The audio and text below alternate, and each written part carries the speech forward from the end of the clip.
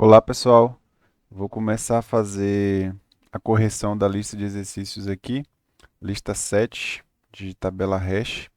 Tinha comentado com vocês em sala de aula que eu ia fazer essa correção através de uma aula gravada, né, para repor aquela aula que eu não pude ir para o ESC, tá? Então, assim que finalizar aqui, eu vou colocar essa aula no Classroom para vocês terem acesso. Se mesmo assim, depois de corrigir a lista, tiver alguma dúvida, né, em relação a alguma questão, não tenha ficado clara a resposta, aí vocês podem entrar em contato comigo, né? Amanhã a gente vai se encontrar na UESC, então vocês podem tirar as dúvidas lá antes da aula de métodos de compressão, ou também se vocês quiserem, né, ver alguma coisa por e-mail, vocês podem me enviar também. Eu lembro que algumas pessoas tinham falado comigo para dar um pouquinho mais de ênfase eh, em hash duplo, né? Talvez tenha ficado um pouquinho mais de dúvida aí, né, em relação a essa última lista. Então eu vou tentar focar um pouquinho aí em hash duplo. Mas se mesmo assim as dúvidas persistirem, como eu falei, né, a gente pode ver isso aí em outra oportunidade, tá? Primeira questão. Defina com suas palavras o que é uma tabela hash e como ela funciona. Eu espero que isso tenha ficado bem claro, né? É uma estrutura de dados. A ideia de tabela hash ela é utilizada, né, com essa finalidade por conta do tempo de acesso dela, no ser um tempo constante, né? Então a gente consegue fazer teoricamente a recuperação, o armazenamento de elementos, de registros na tabela em tempo constante, em OD1, né? A gente sabe que nem sempre isso vai acontecer, existem situações em que esse tempo ele acaba sendo prejudicado, né? Mas no geral a gente usa a tabela hash por conta dessa característica, né? Então ela é uma estrutura de dados geralmente utilizada para construção de índices, né? A gente viu o contraponto com a árvore B, também é outra estrutura de dados com a mesma finalidade. É, a diferença é que talvez a tabela hash ela seja mais utilizada também, além de ser utilizada no contexto de armazenamento secundário, ela também é bastante utilizada no contexto de armazenamento em memória principal, né? Diferentemente da árvore B, né? Então é uma estrutura de dados e com essas características, e a gente viu como ela funciona, né? Basicamente a gente tem uma estrutura de armazenamento, uma tabela, um vetor, enfim, e a gente utiliza uma função de espalhamento.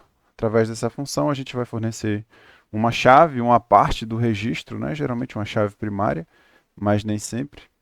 É, Pode ser uma composição de chaves também, né? E a gente vai armazenar conforme o hash gerado pela função de espalhamento. Tá? A gente viu as características de uma boa função hash. O ideal é que ela promova o mínimo de colisões possíveis, mas a gente não consegue garantir isso para um conjunto de chaves desconhecidos, né? Então essas aí seriam as características, né, e a definição de o que seria tabela hash. Óbvio que na questão eu peço para vocês definirem com a palavra de vocês. É, então existem possibilidades aí variadas para responder essa questão, tá? Questão 2. Quando se utiliza tabelas hash, podem ocorrer colisões. Explique o que é uma colisão. Bom, eu falei que as tabelas hash são utilizadas por conta da característica dela de permitir que a gente faça acesso, busca em tempo constante, né? Mas nem sempre isso é possível. A gente viu que isso não é possível justamente por conta da possibilidade, né, digamos assim, de que as colisões aconteçam. O que seria colisão, né, que é a pergunta dessa segunda questão aí. Colisão é quando a gente tem duas chaves diferentes que são mapeadas para um mesmo endereço. Ou seja, após eu utilizar duas chaves na mesma função hash, ela gera o mesmo código hash, ela gera o mesmo endereço da tabela, digamos assim, né? O mesmo índice do meu vetor, tá?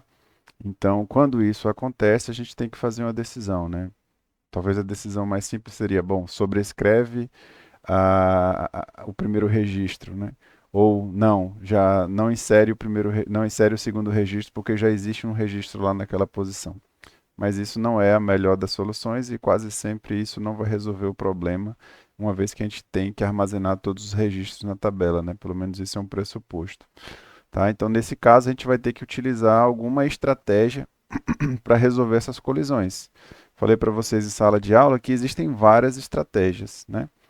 É, duas delas são consideradas principais, digamos assim, né? Então, quem estiver acompanhando lá a disciplina pelo livro, né, Algoritmos, Teorias e Práticas, vai ver na parte de tabela hash que existe um endereçamento aberto, que basicamente a gente tem a possibilidade de inserir os registros que colidiram apenas em locais vagos, né, abertos dentro da própria tabela. Né, e existem a sondagem linear, a sondagem quadrática e a sondagem de hash duplo.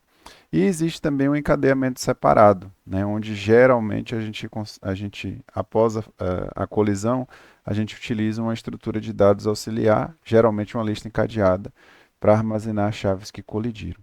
Tá? E eu acho que com isso eu acabei respondendo a terceira questão. Né? Na segunda ele perguntava só o que são colisões. Colisões, então, são quando duas chaves diferentes são mapeadas para um mesmo endereço de uma tabela. E a questão 3, agora sim, né? Quais são os métodos de tratamento de colisão? Explique cada um deles com suas palavras. Nesse caso, como eu disse, existem vários métodos e derivações desses principais, né? Mas o ideal aqui era só responder, era só explicar os dois métodos principais, né? Encadeamento separado, onde a gente utiliza uma estrutura de dados auxiliar, geralmente uma lista encadeada, como havia dito, e endereçamento aberto, onde todas as chaves são armazenadas dentro da própria tabela. Questão 4. Explique o método de divisão utilizado na criação de funções hash. Cite um possível problema deste método. O método de divisão poderia ser chamado também de método de resto da divisão. Né? Parte da premissa que a gente vai inserir, a gente vai utilizar como função, a minha função hash, o próprio tamanho da tabela e utilizando o resto da divisão para restringir digamos assim, os registros, né, àquele espaço pré-definido, né, aquele espaço onde a gente pode armazenar as chaves, tá? Então, o método de divisão parte dessa premissa. Eu tenho uma tabela de onde eu posso armazenar 10 chaves, né? Então ela tem 10 posições possíveis, né, para armazenamento. E a gente vai utilizar esse conhecimento prévio, né, que é o tamanho da tabela, dentro da minha função de dispersão. Então, dentro da minha função, né, de dispersão. Então, a função utilizando esse método, né, seria simplesmente fazer o resto da divisão por 10, tá? Seria talvez o jeito mais simples de pensar, né, nessa ideia de resto da divisão. E por que que a gente faz isso, né? Porque, como a gente viu, eu preciso garantir que para qualquer chave escolhida do meu conjunto de chaves, eu gere hashes, né, eu gere endereços que estejam dentro daquelas 10 posições possíveis, tá? Mas para esse mesmo exemplo, né, que eu estou dando para vocês, em que a tabela tem tamanho 10 e, portanto, a função seria x, k, né, a minha chave, resto da divisão por 10. Então, se eu escrever aqui, para talvez ficar um pouco mais claro o que eu estou dizendo. Então, eu tenho uma tabela, né, que tem tamanho 10 e a minha função, às vezes a gente chama de h, né, de x ou h de k, que eu vou colocar como f mesmo, é a própria chave, resto da divisão pelo tamanho da minha tabela, né? Nesse caso aqui, resto da divisão por 10. Para esse tipo de função, a gente tem alguns cuidados especiais, né? E é justamente esse o foco da questão. A questão pede, cite um possível problema deste método.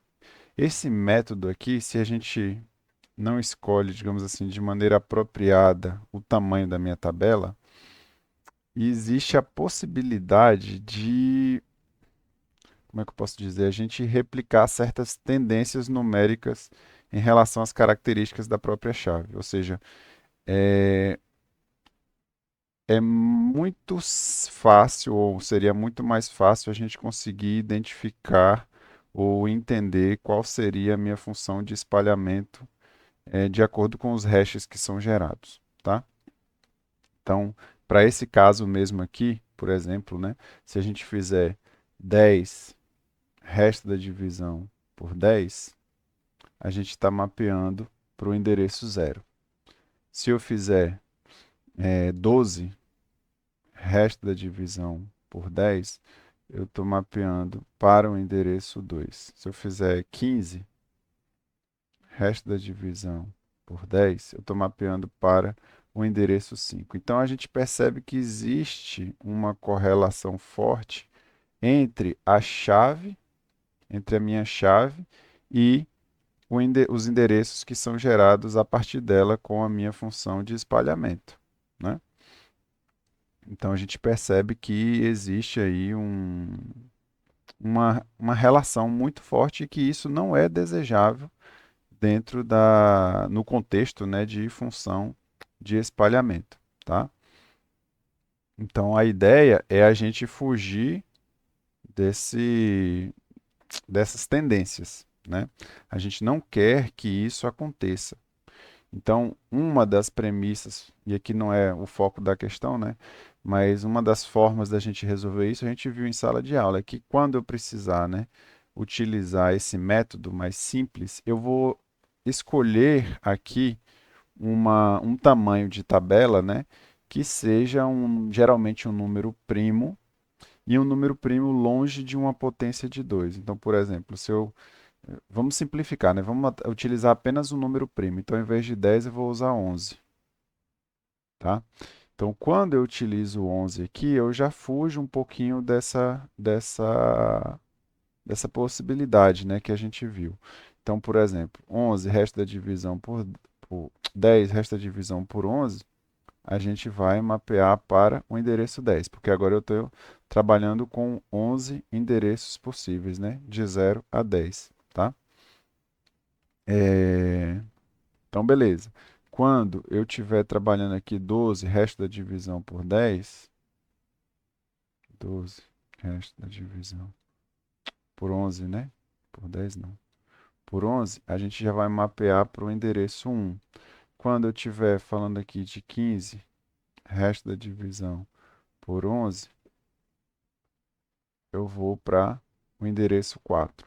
Então, assim, a gente percebe que ainda existe uma correlação forte, e isso é inerente, né, esse método da divisão, mas a gente já conseguiu distorcer um pouco melhor as entradas aqui, os endereços gerados a partir da minha chave, né?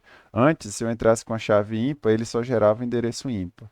Uma chave par, ele gerava um endereço par. Agora não, agora quando eu entro com a chave par, ele gera um endereço ímpar e vice-versa, né? Quando eu entro com o endereço ímpar, ele gera uma chave par. Então isso aqui é normal no método da dispersão, mas a gente já percebe que a correlação entre a chave e o endereço já está um pouquinho mais distante, digamos assim. A gente viu em sala de aula também que existem métodos melhores, né? Se a gente pode chamar assim, que é basicamente a gente criar uma função de dispersão que é um pouco mais complexa do que essa que a gente está propondo aí, que é do método da divisão, né? Então seria o método da multiplicação, por exemplo, que a gente viu em sala de aula, ou qualquer variação, né, daquela ideia da gente pegar uma função um pouco mais complexa, né, para tentar distorcer ou maquiar, né, as minhas chaves utilizadas na função, tá? Então, por exemplo, lá em sala de aula, né, a gente viu que a gente podia fazer uma função,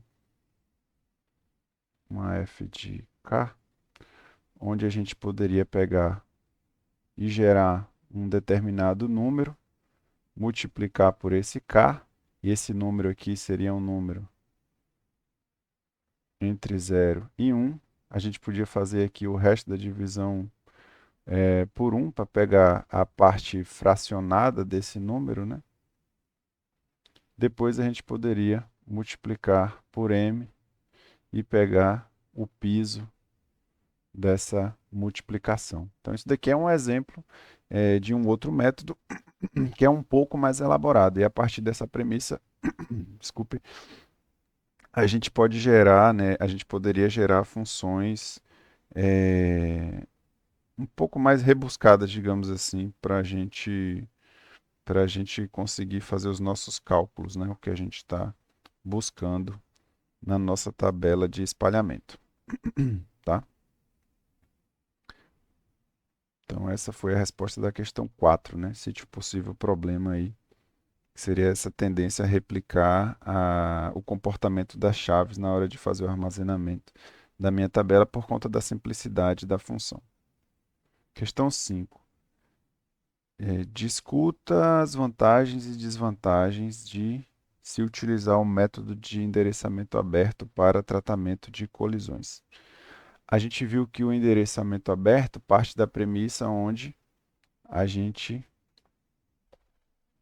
vai armazenar na tabela hash. Então, aqui tem a minha tabela, digamos que esses espaços aqui estejam ocupados. A partir do momento que eu tiver uma nova chave para ser inserida em uma posição e ela colidir, a gente vai utilizar um dos endereços abertos para armazenar essa nova chave. Então, isso daqui, ela fala para vantagens e desvantagens, vantagens e desvantagens. Então, uma vantagem desse método é que a gente não tem a necessidade de trabalhar com uma lista, com uma estrutura de dados adicional para resolver a colisão, né? A gente viu lá no endereço, no encadeamento separado, né, que a gente tem que trabalhar necessariamente com uma segunda estrutura de dados para resolver, né, se a gente estivesse utilizando ela para resolver o problema, né? No caso do endereçamento aberto, a gente vai armazenar as chaves dentro, né, dos próprios espaços que a gente tem vazio aqui, vazios, né, dentro da nossa tabela. Então, talvez isso fosse a principal vantagem, né? Eu não tenho que gerenciar uma lista de dados, uma estrutura de dados, desculpem, adicional. Eu vou trabalhar apenas com tabela hash.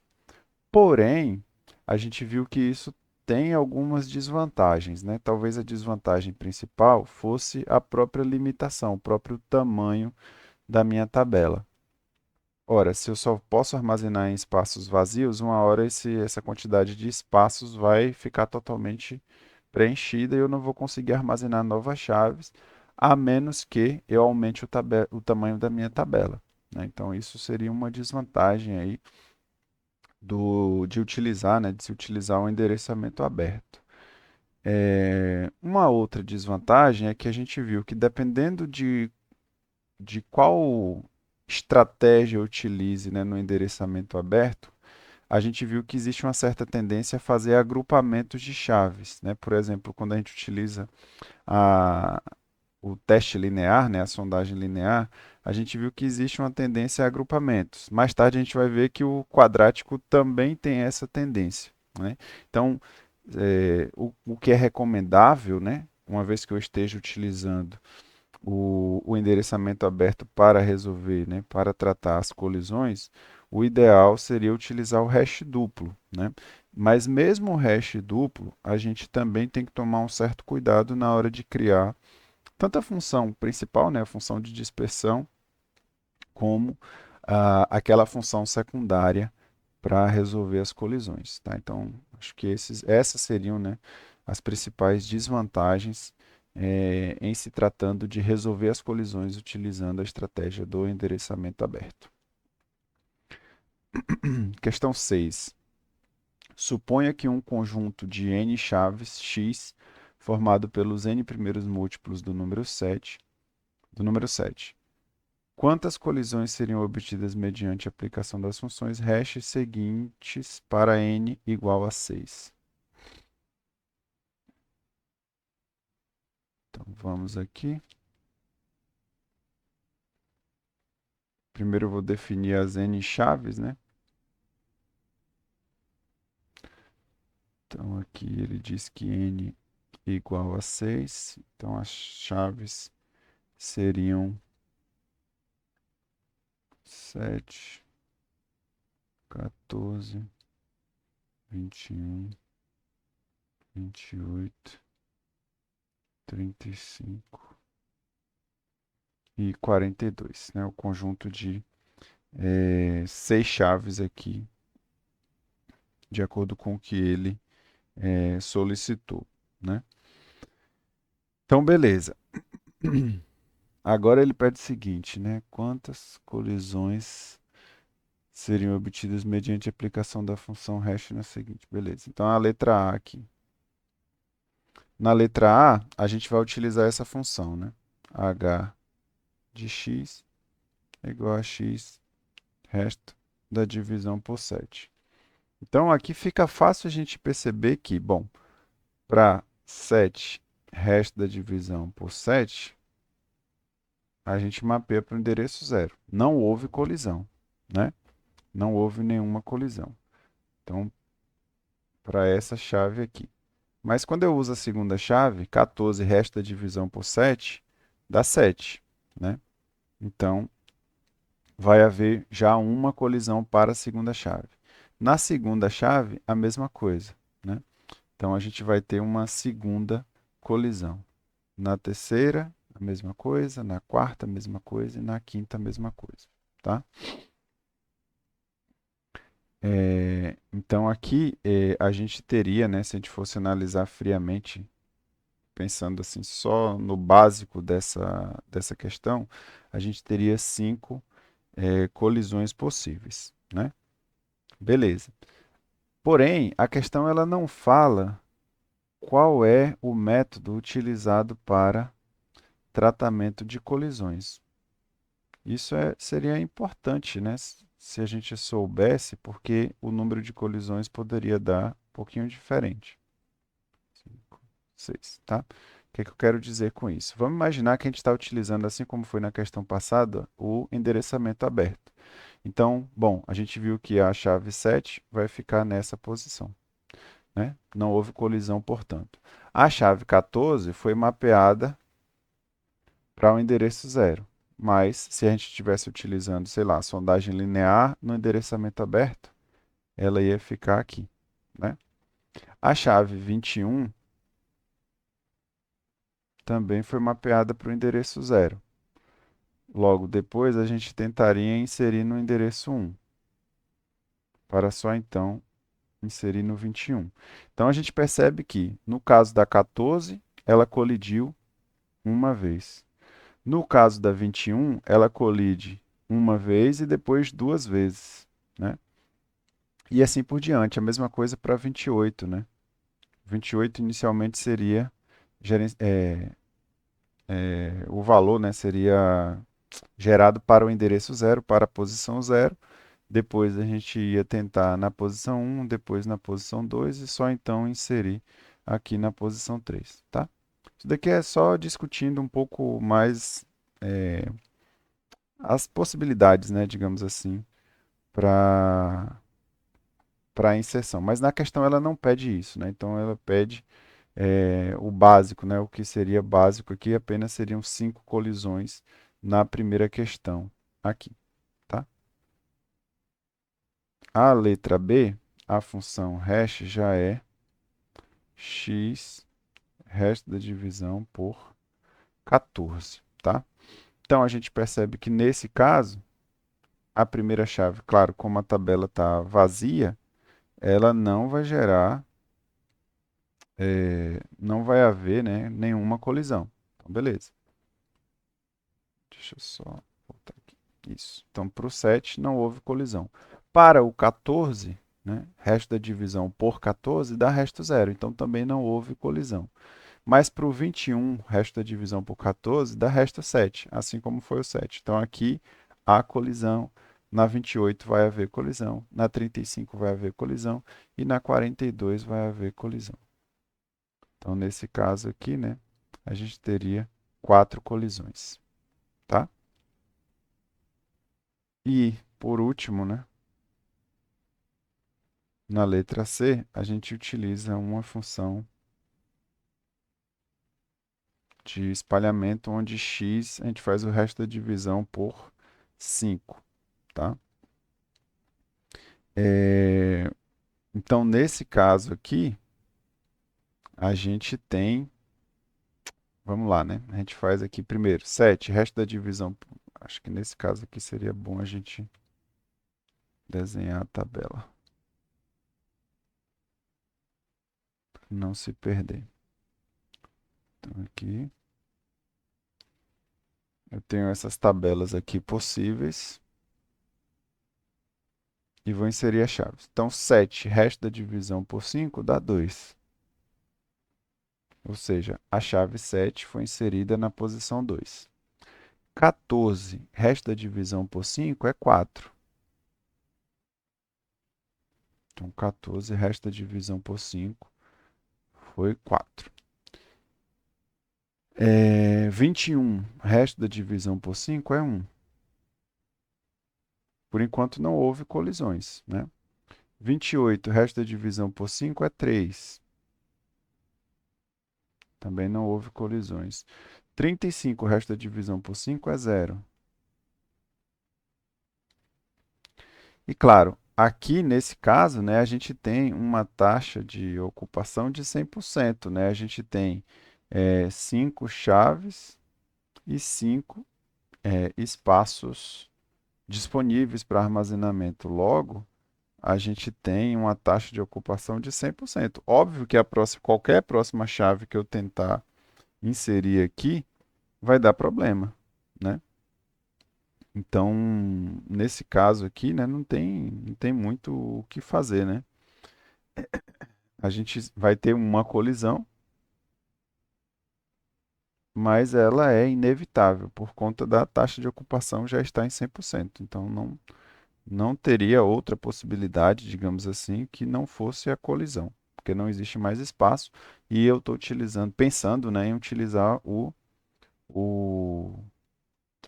endereçamento aberto. Bom, se eu utilizasse o encadeamento separado, aí a gente teria uma outra abordagem, né? A abordagem seria diferente, porque a gente estaria armazenando aí na sequência, tá? Em uma estrutura de dados secundária, ao invés de utilizar os espaços vazios na própria tabela. Mas então a resposta seria letra A, 5 colisões, letra B, 4 colisões e letra C, uma colisão. Aí vem a questão 7. Demonstre a inserção das chaves 5, 28, 19, 15, 20, 33, 12, 7 e 10 numa tabela hash com colisões resolvidas por encadeamento separado. Então, vou utilizar uma estrutura de dados auxiliar, né? Considere a tabela com m igual a 9, posições e a função hash como sendo k%m. Reconstrua a tabela para m igual a 11 e comente os resultados. Então, vamos lá.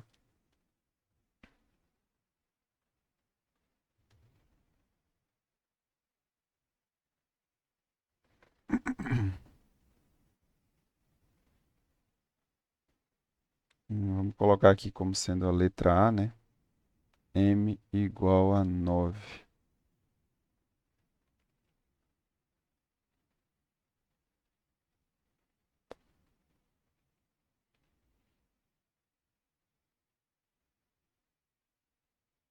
Dois, três, quatro, cinco, seis, sete, 8, né? A minha função eu vi que vai ser k resta divisão por 9. E esse aqui é o conjunto de chaves que eu vou fazer a inserção. Então, deixa eu mudar a cor aqui. 5, resta divisão por 9 é 5 mesmo. 28, resta divisão por 9 é 1. Então, 28 fica na posição 1. 19, resto da divisão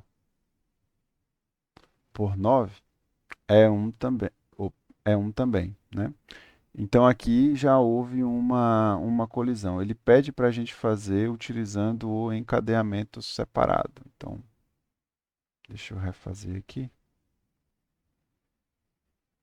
Se eu estou utilizando o encadeamento separado, eu vou fazer aqui um pouquinho diferente, como eu tinha dito em sala de aula para vocês.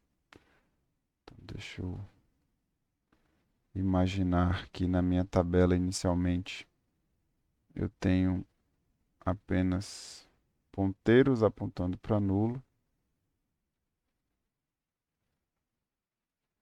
E aí, quando eu insiro uma chave, um registro. Peraí que deu um probleminha aqui na minha mesa. Pronto.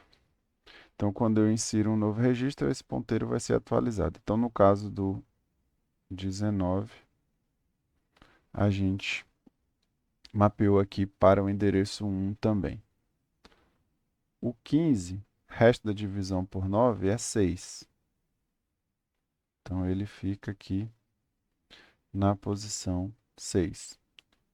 20, resto da divisão por 9 é 2.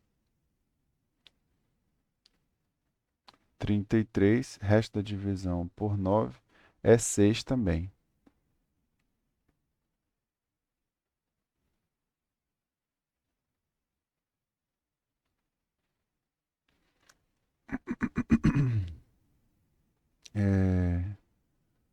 Que mais? 32, resto da divisão por 9 é 32 o quê? 12, resto da divisão por 9 é 3. Então 12 fica aqui. 7, resto da divisão por 9 é 7 mesmo.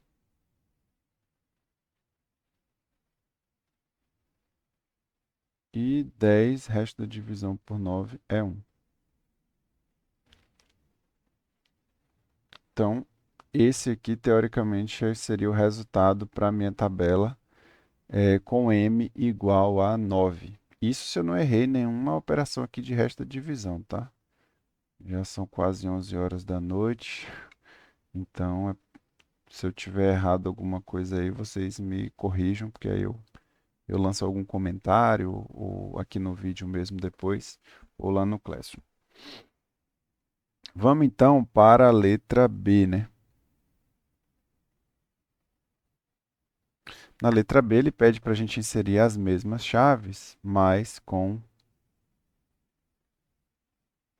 m igual a 11.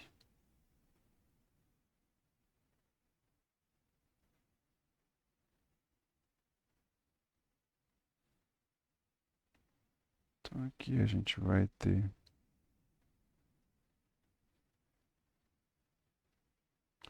8, 9, 10. E também, né, para resolver as colisões utilizando encadeamento separado. Então, a gente vai ter inicialmente aqui os ponteiros.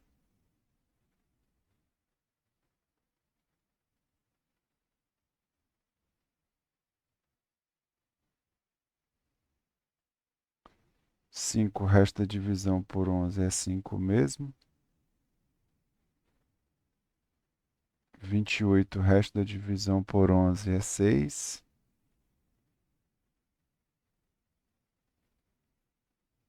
19, resto da divisão por 11 é 8. 15, resto da divisão por 11 é 4. 20, resto da divisão por 11 é 9. 33, resto da divisão por 11 é 0. 12, resto da divisão por 11 é 1. 7, resto da divisão por 11 é 7 mesmo. E 10, resto da divisão por 11 é 10, tá? Então, a gente viu que para m igual a 11, nesse caso aqui, né? M igual a 11, a gente não teve colisões. A gente poderia ser levado a imaginar ou dizer, né, que a função de espalhamento, essa função de espalhamento aqui é melhor do que essa daqui, tá? Isso não é 100% verdade. Para esse conjunto de chaves, essa função de espalhamento realmente foi melhor, né? A gente viu que nenhuma colisão aconteceu aqui embaixo. E aqui aconteceram algumas colisões. Mas isso não quer dizer que essa função é melhor para todos os casos. Óbvio que ela geralmente vai ser melhor, provavelmente vai ser melhor, porque o m é igual a 11, né? Então ela tem mais espaços para armazenamento do que quando a gente pensa em m igual a 9, tá? Mas a gente não pode afirmar que uma função é necessariamente melhor do que a outra. Sempre a gente vai falar isso, geralmente, relacionado ao conjunto de chaves que a gente está querendo inserir, tá?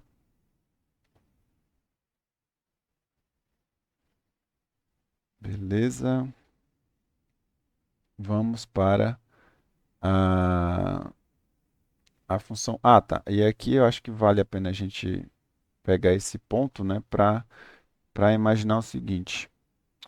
Uma coisa que eu disse para vocês em sala de aula que a gente pode utilizar o hash universal, né? Não, eu não lembro de ter feito nenhuma questão sobre, mas a gente pode comentar em alguns casos. Então, o hash universal ele é bom por quê? Porque ele acaba mascarando, né, distorcendo as tendências, né? Imagina que você fez um programa e seu programa usa tabela hash e você distribui isso para uma empresa que tem filial em vários locais, digamos assim. Então, diversos locais vão utilizar o mesmo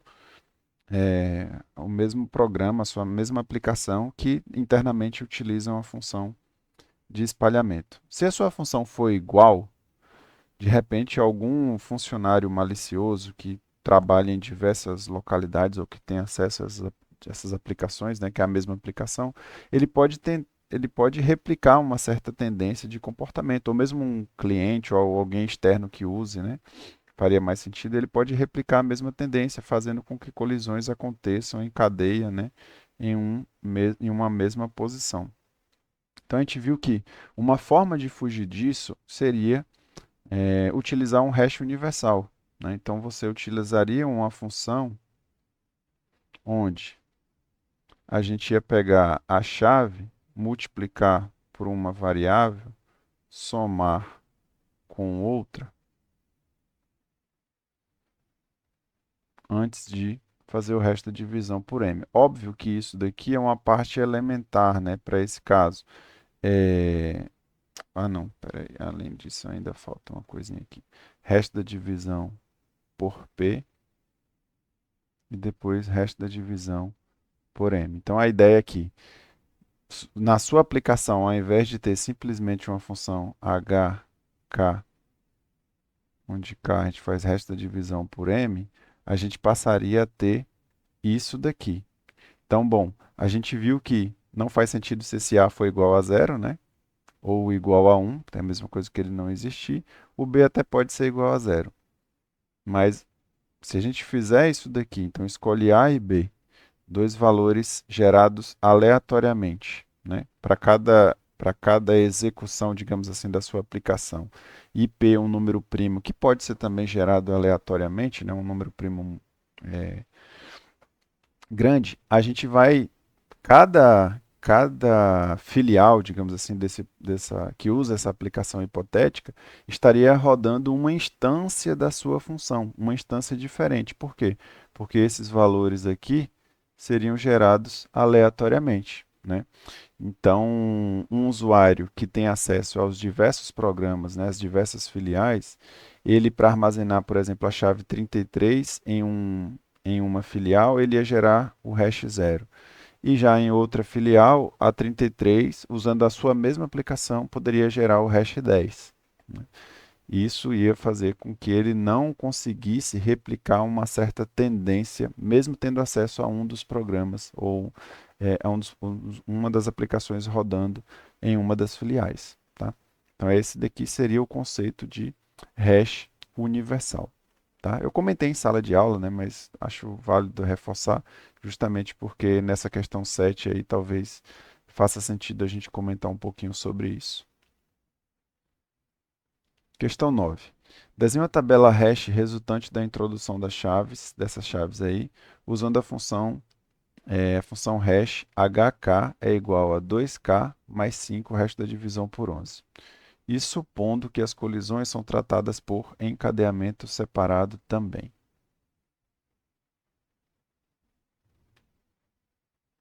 Então, essa daqui são as chaves. A gente vai primeiro inserir a chave 12. Então, deixa eu construir a minha tabela aqui. Nesse caso, eu acho que é melhor na vertical.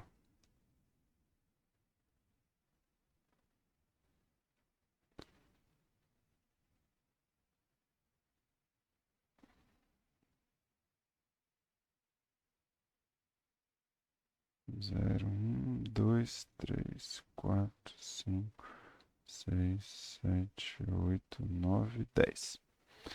Beleza? Então a gente vai fazer aqui primeiro, né? H de 12 vai ser igual a 2 vezes 12 mais 5, resto da divisão por 11. E a gente vai utilizar um encadeamento separado. Então, 2 vezes 12, 24, mais, mais 5, 29, por 11, 7. Resto da divisão por 11, 7. Então, 2 vezes 12, 24, mais 5, 29. Resto da divisão por 11, 7. Então, a gente vai inserir aqui na posição 7 a chave 12. 44. Então, vai ser 2 vezes 44 mais 5, resto da divisão por 11. 2 vezes 44 é 88, mais 5, 93, resto da divisão por 11, 5. Essa é fácil de verificar, né? Supostamente. Então, a chave 44 fica aqui na posição 5. Chave 13.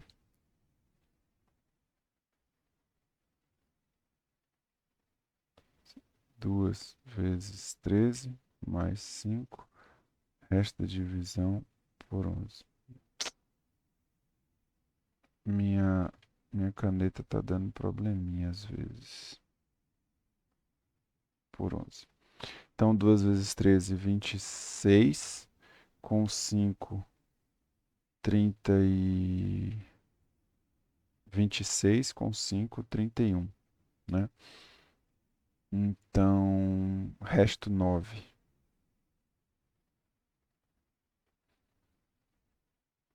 É isso mesmo? 22, é. Então, a chave 13 fica na posição 9. Chave 88.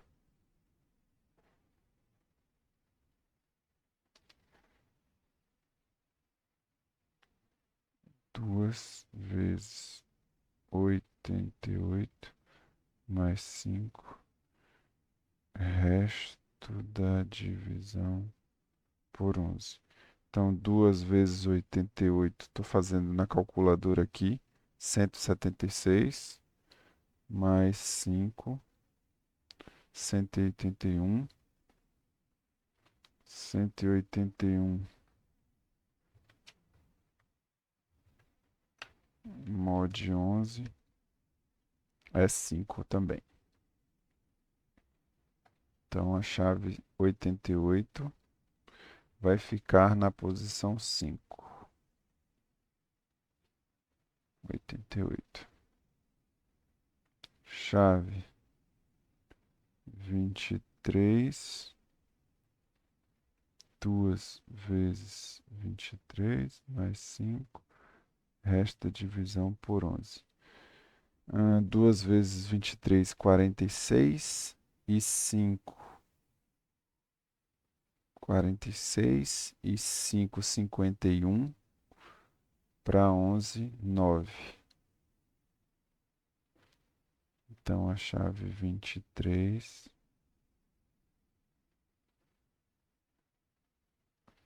fica armazenada na posição 9. Chave 94, 2 vezes 94 mais 5, resto da divisão por 11. Vou fazer aqui.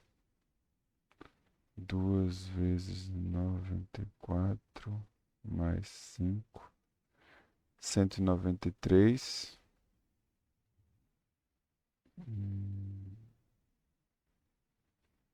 Não tem mod aqui direto.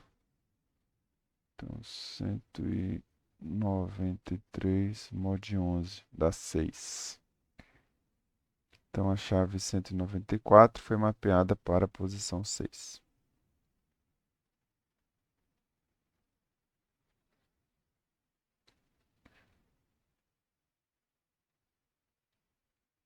Chave 11. Isso daqui é fácil de ver que vai para a posição 5, né? 2 vezes 11, 22. E 5, 27. Resto da divisão por 11 é 5.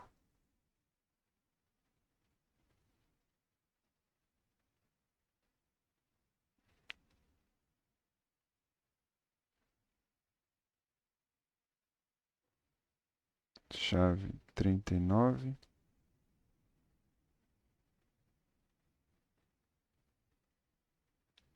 Resto da divisão por 11. 39 vezes 2, 78. Com 5, 83. Resto da divisão por 11, 6. Então, a chave 39 vai fazer aqui 78. Beleza. Com 5, 83. Ok. Então, resto da divisão por 11, 6. 39 vai para a posição 6.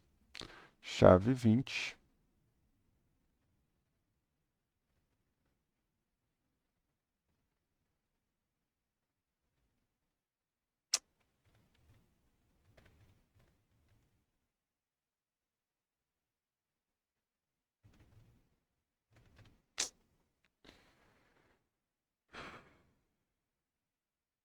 5. Resto da divisão por 11. 2 vezes 5, 40. Mais 5, 45. Resto da divisão por 11, 1. Então, a chave 20 vai para a posição 1. Chave 16.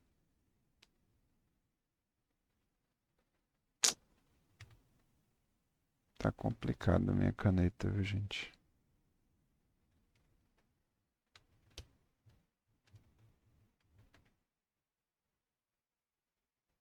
Dezesseis, 2 vezes 16, mais 5. Esta divisão por 11.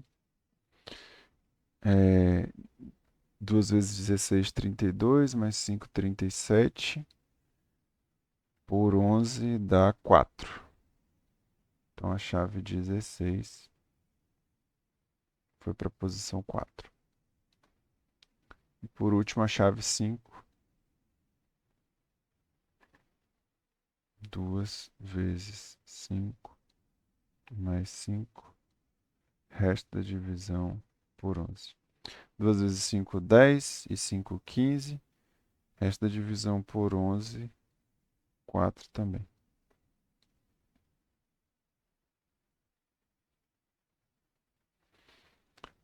Bom, e aí com isso a gente finaliza a questão 9, né? Como eu falei, é sempre bom verificar aí, vocês que estão prestando mais atenção, se eu não errei alguma coisa, tá? Se eu errei, me avisem aí para eu conseguir corrigir em tempo. Questão 10. Suponha uma tabela hash de tamanho m igual a 10, com endereçamento aberto, para armazenar chaves no intervalo de 1 a 999, né? Então aqui eu já conheço o universo possível das chaves que eu vou armazenar. Insira as seguintes chaves nessa tabela, nessa ordem, considerando diferentes métodos de resolução de colisões. Então, primeiro, sondagem linear, depois quadrática, depois sondagem quadrática novamente, com função um pouquinho diferente, e depois o hash duplo. Então vamos fazer aqui.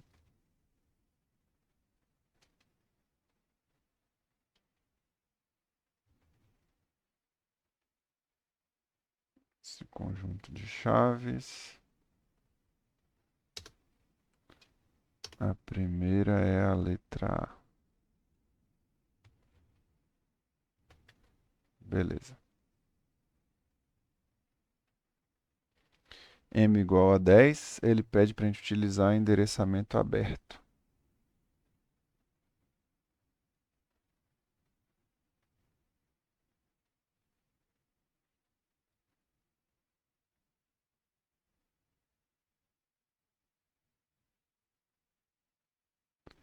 Um, dois, três, quatro, cinco, seis, sete, oito, 9. Primeiramente, eu vou inserir aqui a chave 371. Então, a gente sabe, né? Como está utilizando endereçamento aberto, a gente vai pensar aqui que é 371 mais i, que nesse caso é zero, porque ainda não houve nenhuma colisão, resto da divisão por 10, tá? Então, 371 resto da divisão por 10 é 1.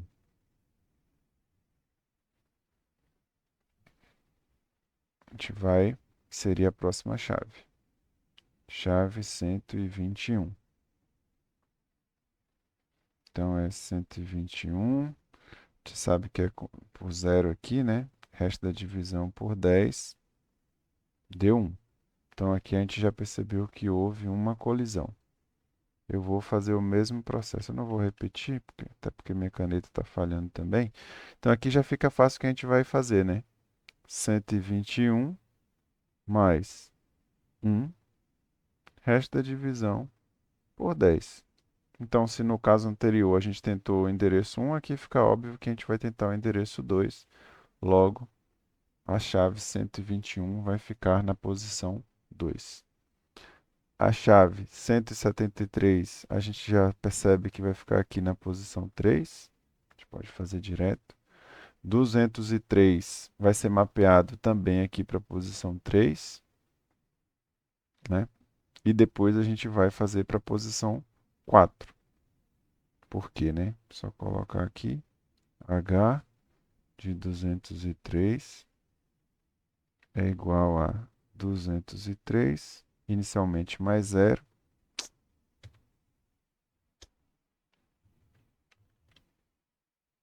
mais zero, resto da divisão por 10, que dá 203. Quando a gente fizer 203 mais 1, resto da divisão por 10, vai dar 204, tá? O 11. Aí a gente percebe um problema, né? Naquela questão que a gente falou da desvantagem de se utilizar o endereçamento aberto. Aqui o 11, ele vai colidir aqui, depois a gente vai tentar inserir aqui, depois aqui, e quando ele for inserido, a gente já teve quatro, entre aspas, colisões, né? Uma colisão inicial e outras que foram secundárias, né? Porque a gente estava tentando inserir ali naquela posição. Ou seja, ainda aumentou o agrupamento. Na chave 24, a gente vai tentar inserir aqui na posição 4. Vai ver que vai colidir, depois na 5 e depois a gente vem para cá. Então, para inserir, né, essas 6 chaves aí, utilizando essa função, K mais I, resto da divisão por M, a gente teria essa configuração aqui da tabela. Vamos para a letra B agora.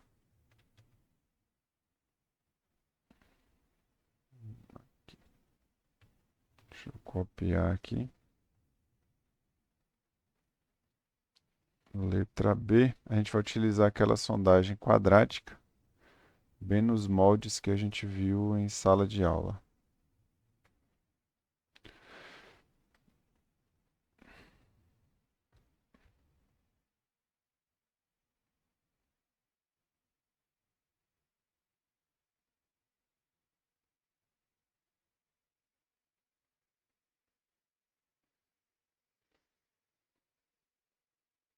Aqui, 0, 1, 2, 3, 4, 5, 6, 7, 8, 9.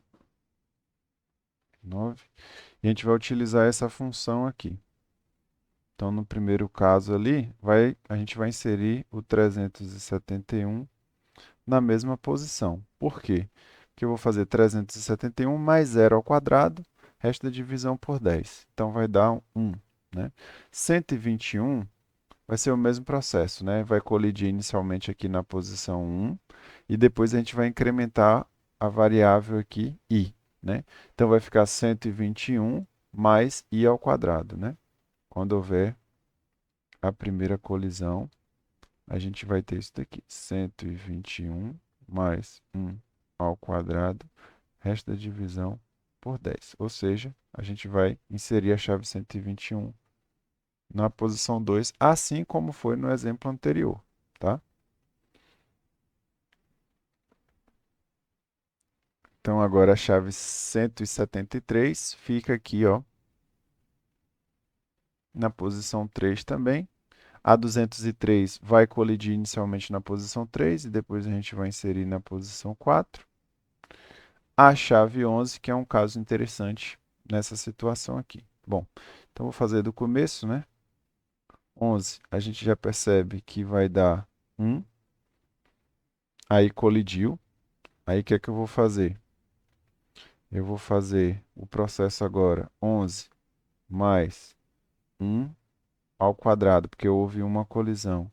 Resta divisão por 10, então vai dar 2, ou seja, colidiu novamente.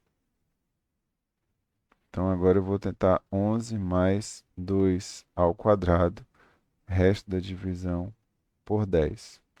Então 11 e 4, 15, resto da divisão por 10, 5. Ele já foi direto para a posição 5, né?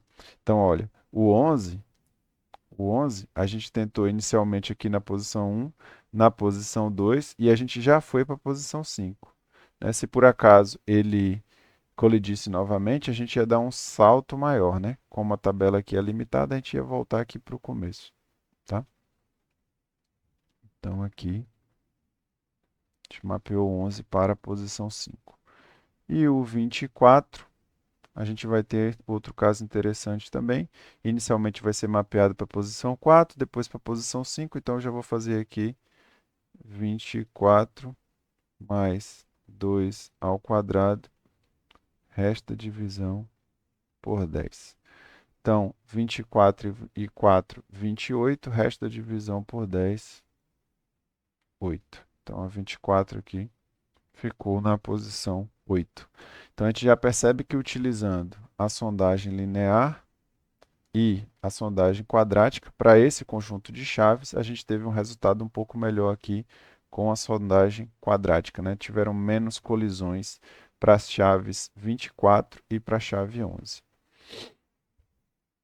Vamos fazer agora para a letra C, que também utiliza a sondagem quadrática, mas utiliza uma função um pouquinho diferente.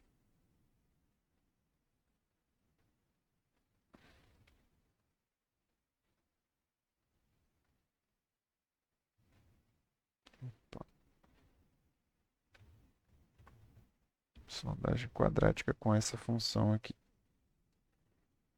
Deixa eu desenhar a tabela.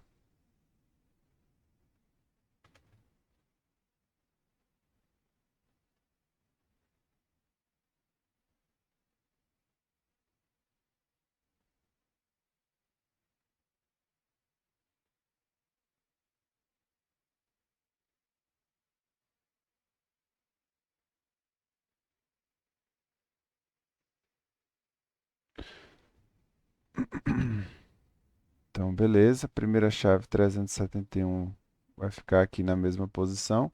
Se tiver dúvida por que que vai ficar na posição, ó, vou colocar aqui, ó. H de 371 é quem?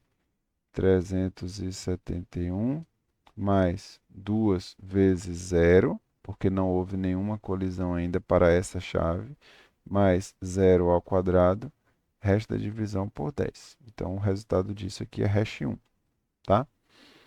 A 121 vai haver colisão. Então, aqui por quê? Porque a posição 1 já está ocupada. Então, depois que houver a colisão, eu vou fazer 121, mas agora com o i valendo 1.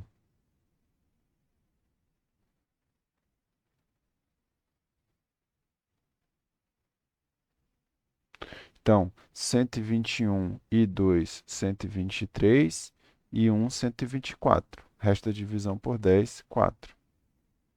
Então, 121 ficou armazenada já na posição 4, tá? Então, essa função, ela já, digamos assim, ela tenta logo na primeira já jogar um pouco mais distante para evitar aqueles agrupamentos que a gente tinha visto, tanto na sondagem linear quanto na sondagem quadrática da questão da letra B. Agora 173, não vai haver colisão. 203 vai haver colisão, né? E aí a gente vai inserir o 203 com o i igual a 1. Então é 2 vezes i mais i ao quadrado, resta a divisão por 10. Então 203 e 2, 205 e 1, 206. Então resta a divisão por 10, 6. A chave 203 ficou armazenada aqui na posição 6. Agora a chave 11, vai haver uma colisão e a gente vai tentar jogar mais para frente. Quando a gente jogar mais para frente, a gente vai ver que ele vai cair aqui na posição 4. Vamos testar aqui.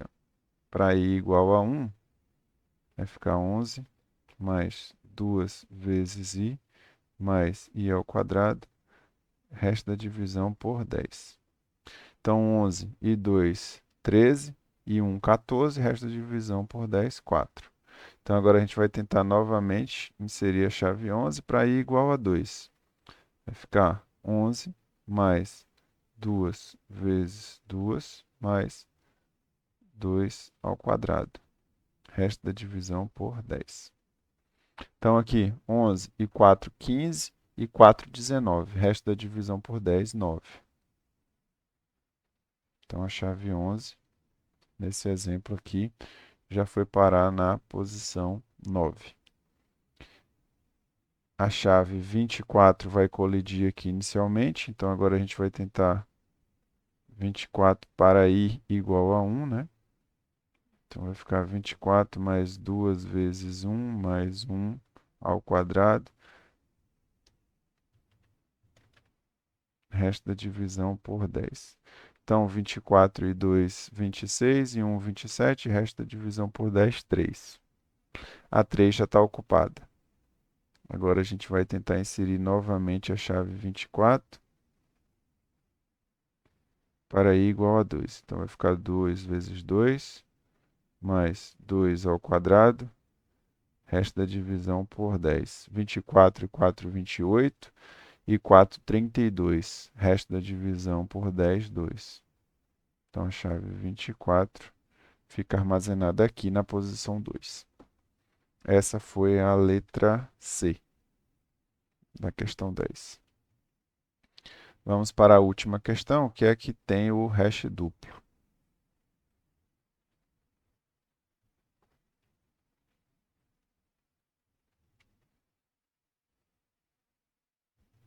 Então, ó, no hash duplo, ele já dá um H1 e um H2 aqui para a gente.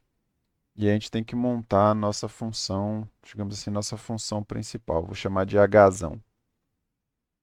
Então, o meu Hzão vai ser o seguinte, ó, H de K vai ser H1 mais H2 vezes I.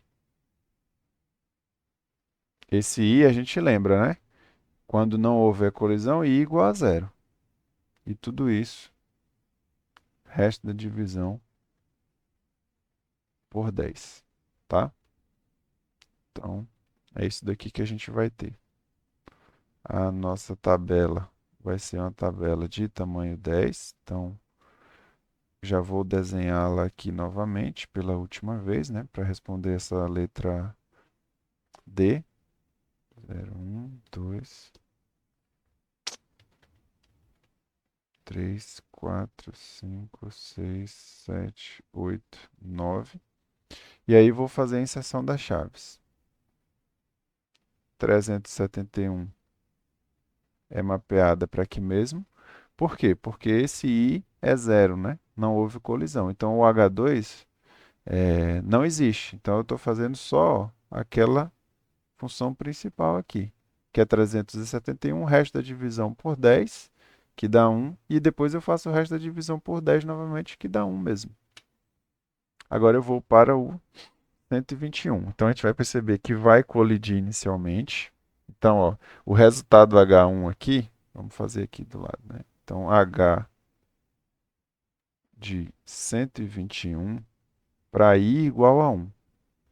Então, o H1 de 121, a gente já sabe que já é 1 mesmo. Por quê? Porque ele já colidiu, né?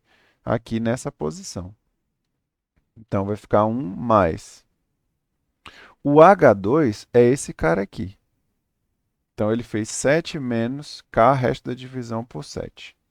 Então, eu vou colocar aqui 7 menos 121, resto da divisão por 7. Tudo isso, tudo isso daqui vezes i, né? Que é 1. E depois resto da divisão por 10, tá? Obviamente que eu não sei quanto é 121 resto da divisão por 7.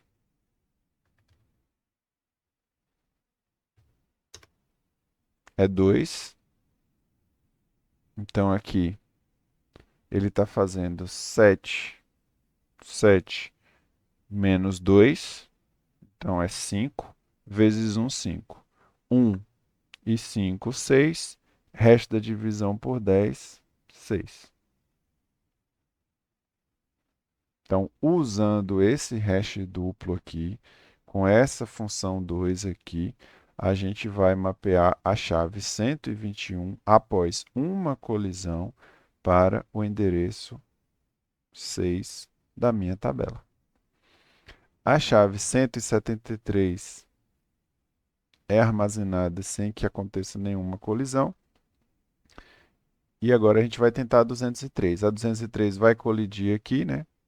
Porque dá hash 3 também.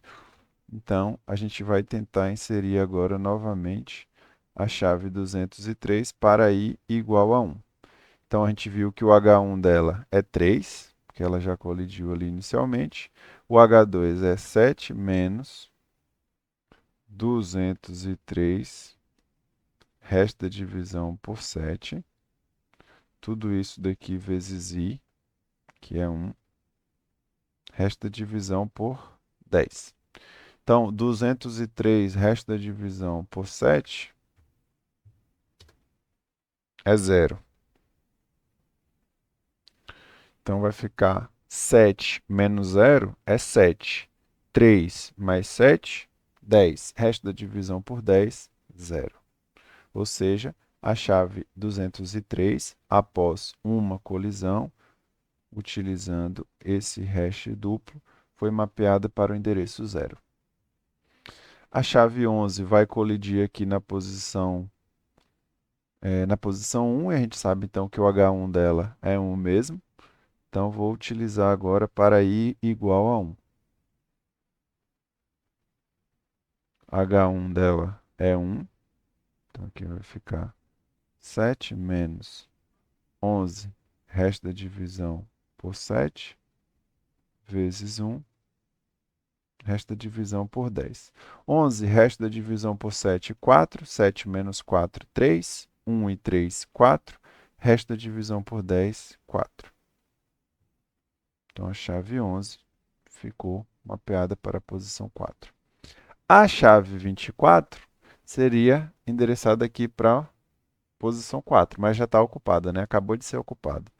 Então, a gente vai inserir a chave 24 agora, depois de haver uma colisão. A gente sabe que o H1 dela é 4. Como houve uma colisão, a gente vai fazer o I igual a 1.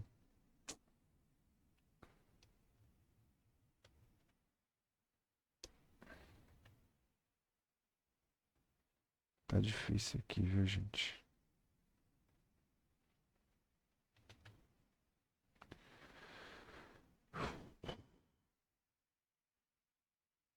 I igual a 1. Então, 24 resto da divisão por 7 é 3. 7 menos 3 é 4. 4 e 4, 8. Resto da divisão por 10, 8. Então, a chave 24, após uma colisão, foi mapeada para a posição 4.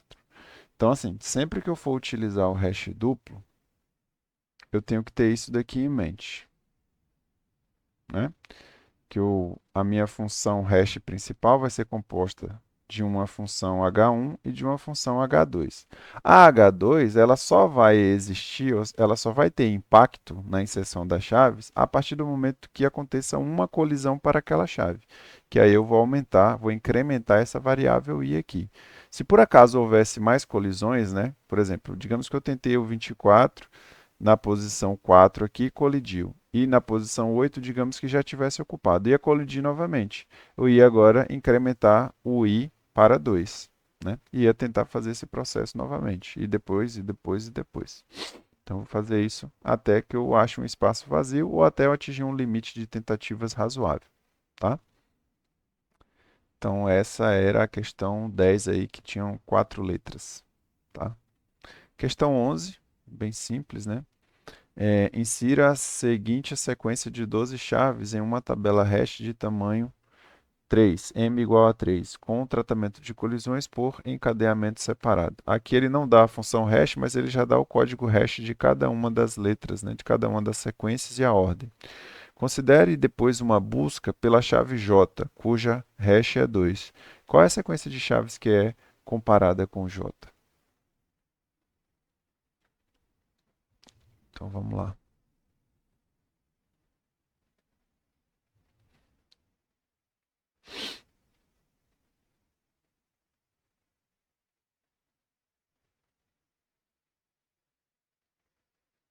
Bom, a gente tem uma tabela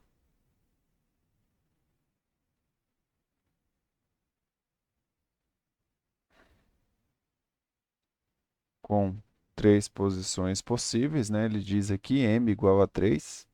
E a gente vai fazer a inserção das chaves aqui. Como é para a gente utilizar encadeamento separado, a gente sabe, né, que vai fazer o uso, né, de uma estrutura de dados auxiliar. Nesse caso aqui, pode ser uma lista, geralmente, né, é uma lista encadeada, tá? Mas poderia ser qualquer outra estrutura de dados aí. Mas assim, a lista encadeada é mais simples para a gente. Então aqui ele já dá o hash de cada uma das chaves, né? Então a letra D foi a primeira a ser inserida. A gente tem o hash dela igual a 2. Depois vem o Q, que tem hash 0. B, que tem hash 0. I, que tem hash 1. M, que tem hash 2. H, que tem hash 0. G, que tem hash 2. U, que tem hash 1. A, que tem hash 2.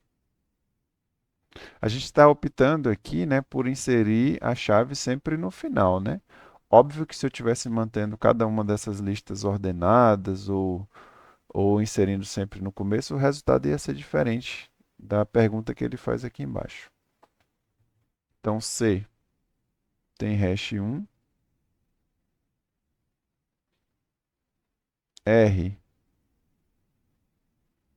tem hash 1 e S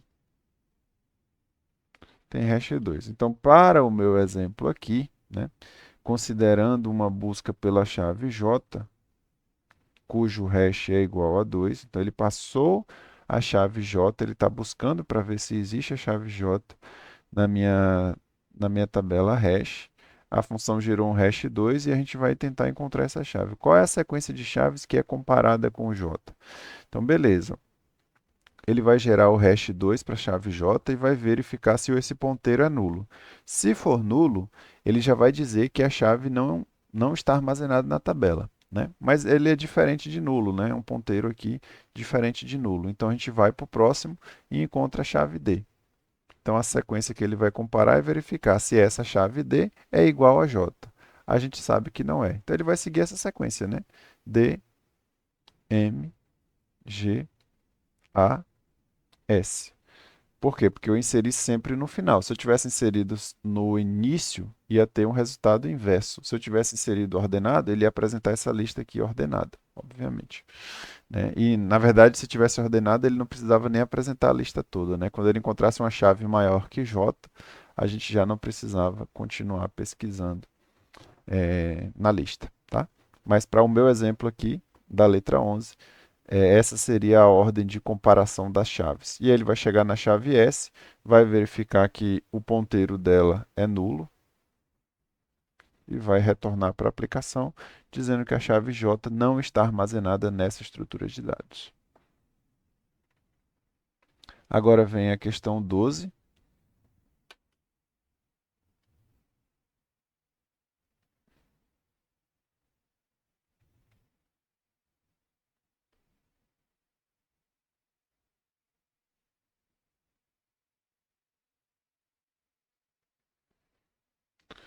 Questão 12, então vamos fazer primeiro para a sondagem linear aqui.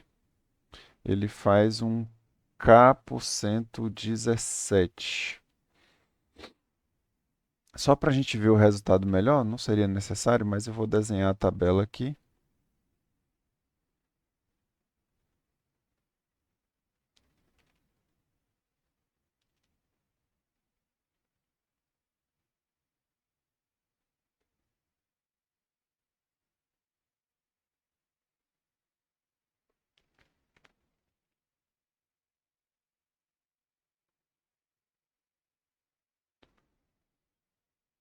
Dois, três, quatro, cinco, sete, oito, nove, 10, 11, 12, 13, 14, 15, 16.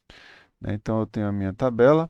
A gente vai inserir esse conjunto de chaves. A função que ele está dando é K, resto da divisão por 17, e aquelas são as chaves. Se eu vou usar a sondagem linear, gente, ele nem está dizendo na questão, mas eu já sei que a minha função é assim, ó. K mais I, resto da divisão por 17, tá? Então, ó, observe que aqui na função ele nem dá, mas eu já sei que é assim. Então, bom, a primeira chave é a chave 2, vai ser inserida aqui na posição 2 mesmo. Depois, a chave 32. Hum, a mente já está cansada, então eu já vou fazer aqui para não correr risco de errar. 32, resto da divisão por 17 dá 15. Então a chave 32 é armazenada aqui na posição 15. A chave 43 vai para a posição 9.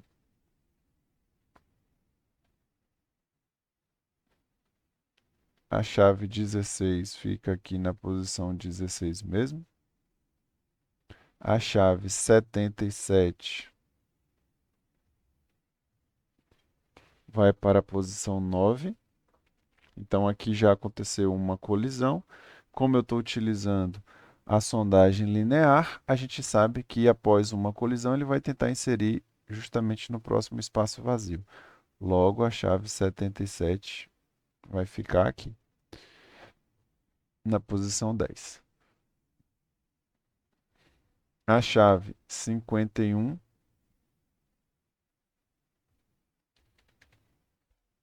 da hash 0. A chave 1 da hash 1.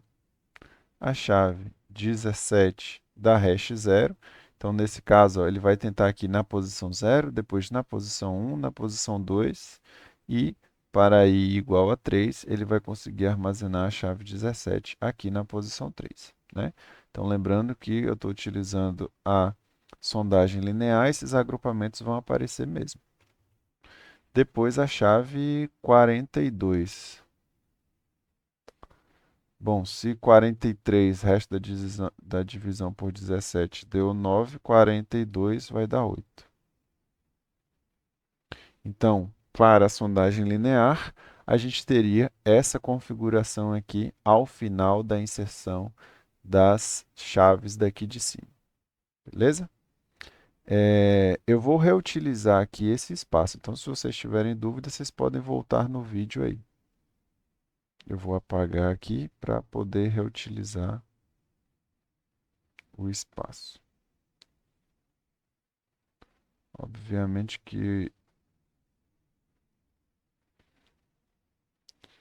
isso é porque eu não estou querendo desenhar a tabela novamente, né? Então, para vocês vai ficar mais fácil aí. Vocês podem voltar no vídeo um pouquinho anterior para ver a letra A. Eu vou agora para a letra B.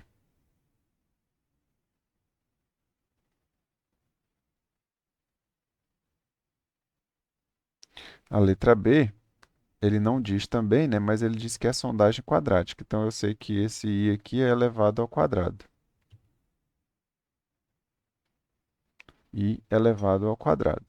E aí vou fazer a inserção novamente. Bom, essas chaves aqui, ó, eu já, quer dizer, sabia, né?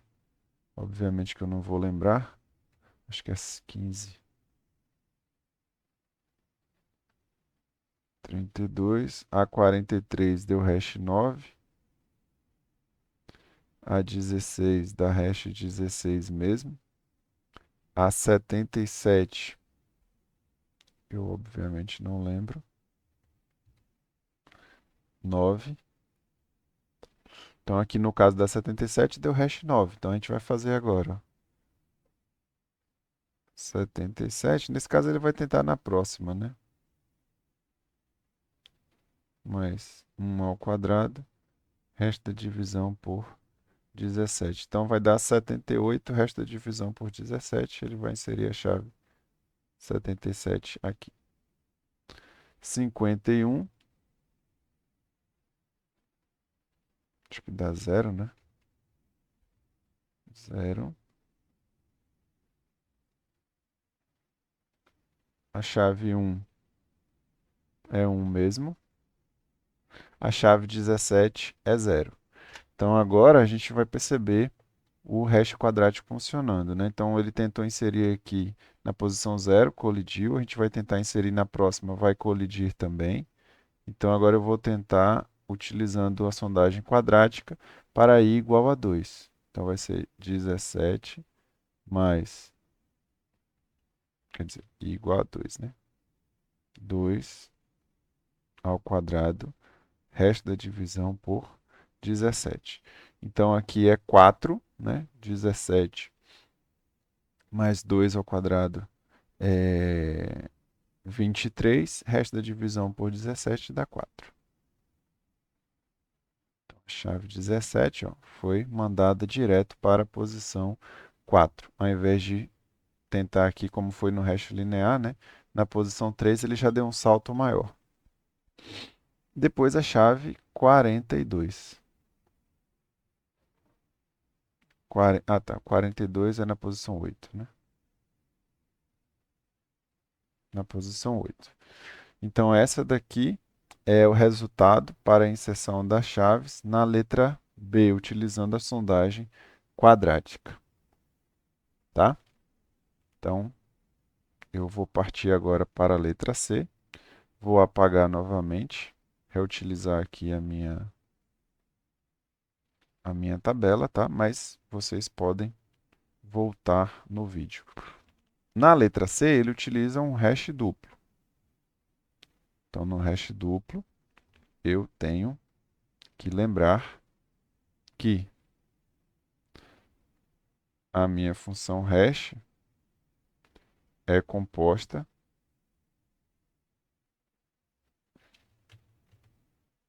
por um hash primário mais um hash secundário vezes i, tudo isso, resto da divisão por m, né? Vou botar aqui logo, por 17. Então, deixa eu apagar aqui. O 2 fica aí mesmo.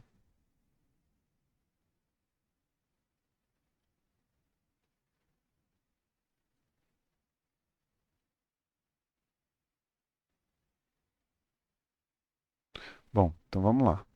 2, né? O meu H1, ó, eu já sei que é esse cara daqui. E o H2 é esse carinha aqui. Mas por enquanto o i é igual a zero, então ele permanece sem efeito na inserção, né? Então 2, resto da divisão por 17, fica na posição 2. 32, resto da divisão por 17 é 15, a gente viu. 43, resto da divisão por 17 é 9. 16, resto da divisão por 17 é 16 mesmo. 77, resto da divisão por 17 é 9. Então, 77 colidiu. Quando 77 colidiu, ó, então vamos lá. H de 77 para I igual a 1, né? Então, o H1 dele eu sei que é 9. Né? A gente calculou aqui, viu que 77 módulo 17 dá 9. Mas, aí agora eu vou usar o H2, né? Que é esse cara que está aqui. Ficou 1 mais K, resto da divisão por 13, vezes I. Vou botar logo vezes 1 aqui. Tudo isso, resto da divisão por 17. Então, 77, resto da divisão por 13, dá 12, né? 12 mais 1, 13, vezes 1, 13. Com 9, 22.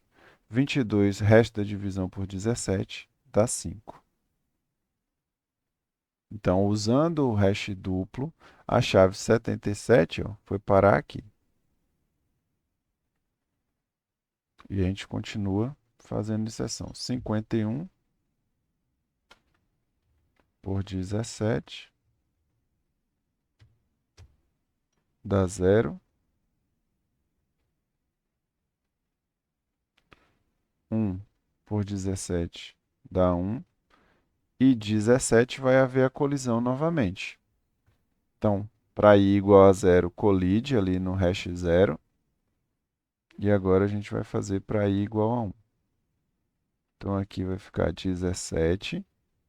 O hash do H1 dele foi 0, né? Então, vai ficar 1 mais a chave é 17. 17. Resto da divisão por 13 vezes i, vezes 1. Tudo isso, resto da divisão por 17. Então, aqui, 17, resto da divisão por 13, 4. 4 e 1, 5. 5 vezes 1, 5.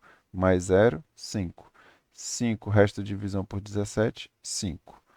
Colidiu novamente. né? Então, para i igual a 1, ele colidiu aqui na posição 5. A gente vai fazer agora o h de 17 para i igual a 2. Então, a gente já sabe que o h1 dele é 0. Eu não vou colocar aqui novamente. Vai ficar 1 mais 17, resto da divisão por 13, vezes 2, tudo isso, módulo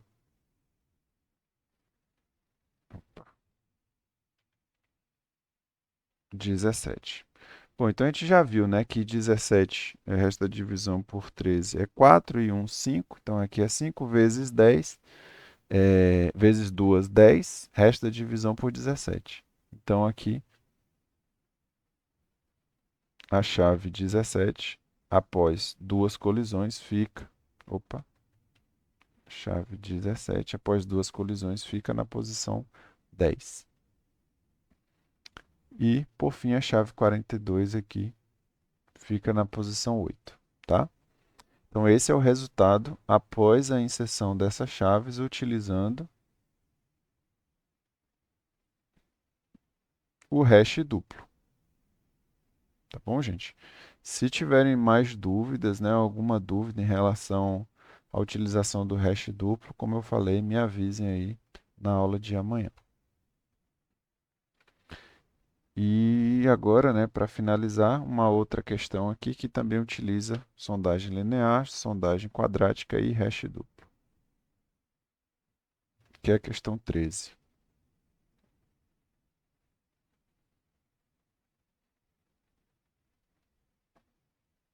Então, considere a inserção das seguintes chaves em uma tabela hash de comprimento m igual a 11, usando o endereçamento aberto, com a função hash primária k%m, né? Então, k%11. Ilustre o resultado da inserção dessas chaves com o uso da sondagem linear. Então, vai ser a primeira, né? A letra A aqui. Sondagem linear. Sondagem quadrática. Então, a sondagem quadrática, ele usa um C1 e um C2 e tem esse resultado aqui, essa função quadrática, né? Então, um pouquinho mais complexa. E utilizando o hash duplo com o H2 sendo esse carinha aqui, né? Então, a gente tem essas possibilidades aqui para fazer a inserção. Vou utilizar a mesma abordagem que eu utilizei na questão anterior. Eu vou desenhar a tabela e depois eu reutilizo para as questões B e para as B e C, né? As questões seguintes. Aí, se vocês quiserem voltar, é só ver, né? É só voltar no vídeo. 6, 7, 8, 9 e 10. Então, ó, para a letra A gente está utilizando essa função básica aqui, mas ele diz que é sondagem linear. Então, a gente vai utilizar aqui K mais I, resto da divisão por 11. Tá bom? Então, 10, resto da divisão por 11 é 10 mesmo. 22, resto da divisão por 11 é 22 mesmo. 31, resto da divisão por 11 é 9, né? 9 mesmo. 4, resto da divisão por 11 é 4 mesmo. 15, resto da divisão por 11 é 4. Então, aqui vai colidir. Como a gente está utilizando a sondagem linear, a gente vai fazer i igual a 1. O resto dele, né, vai ficar 15 e 1, 16. Resto da divisão por 11, 5. Então, a chave 15 vai ficar aqui na posição 5. A chave 28 vai ficar aqui na posição 6. 28. A chave 17 também vai colidir na posição 6, né? 17 resta divisão por 11 é 6. Então, a gente vai inserir aqui ela no próximo espaço vazio, porque estamos utilizando a sondagem linear. 88, resto da divisão por 11 é 0. Então, utilizando a sondagem linear, a gente vai jogar ele aqui para frente. E por último, 59, resto da divisão por 11 é 4, né? Então ele vai colidir aqui nessa posição. A gente vai tentar inserir na próxima, na próxima, na próxima e vai ser possível inserir o 59 aqui, tá? Se fosse numa situação real, gente, percebe que a taxa de ocupação já está bem alta, né? Já está perto de 100%. A gente tem aqui, calculando, né? 1, 2, 3, 4, 5, 6, 7, 8, 9. 9 por 11, né? Então já está uma taxa de ocupação bem alta. O ideal seria, passou de 50%, a gente poderia já aumentar o tamanho da tabela para minimizar a possibilidade de haver colisões, tá bom? Então, mas esse daqui é o resultado para a inserção dessas chaves utilizando, né? Inclusive a 59 aqui, utilizando a sondagem linear. A gente vai fazer agora a mesma coisa utilizando a sondagem quadrática. Não vai haver tanta diferença assim, né? Na sondagem quadrática. Eu vou deixar elas já preenchidas aqui e vou só ir corrigindo onde houver colisões. Então, a letra B,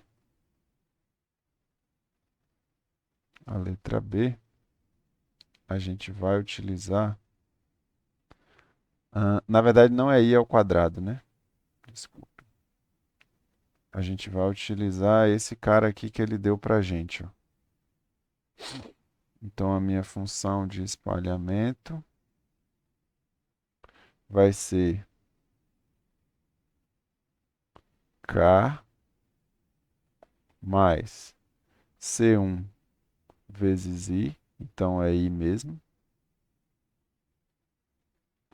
mais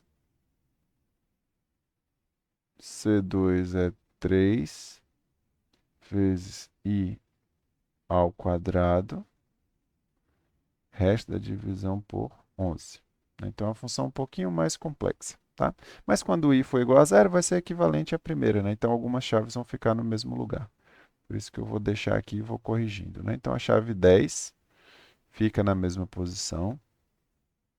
A chave 22 fica na mesma posição. A chave 31 fica na mesma posição. A chave 4 fica na mesma posição. Chave 15 fica na mesma posição. Chave 28 fica na mesma posição. 28. Não, peraí. Chave 4 fica na mesma posição. A chave 15. Chave 15 já não fica. Então, a partir do 15 aqui eu já vou tirar. 15. 28. 17. 59. Tá. Então, essas chaves aqui, a princípio, ficam na mesma posição. Se eu conferir novamente. Chave 10, beleza. Foi a primeira, não houve colisão. 22 também não. 31 também não houve colisão. 4 também não houve colisão. Aí vamos lá para a chave 15. 15, resta a divisão por 11, é 4. Então, aqui acontece uma colisão. Então, agora eu vou tentar inserir a chave 15 para i igual a 1, utilizando essa sondagem quadrática aqui, ó. Então, vai ficar 15 mais 1 mais 3 vezes 1 ao quadrado, resto da divisão por 11.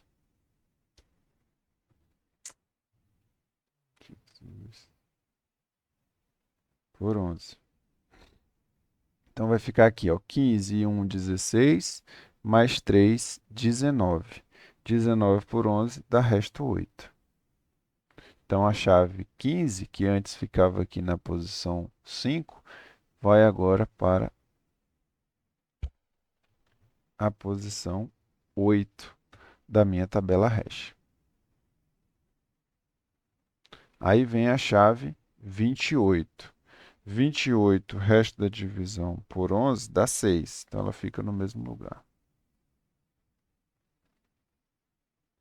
17, resto da divisão por 11, dá 6 também. Então aí vai haver colisão, eu vou fazer o i igual a 1. Então, chave 17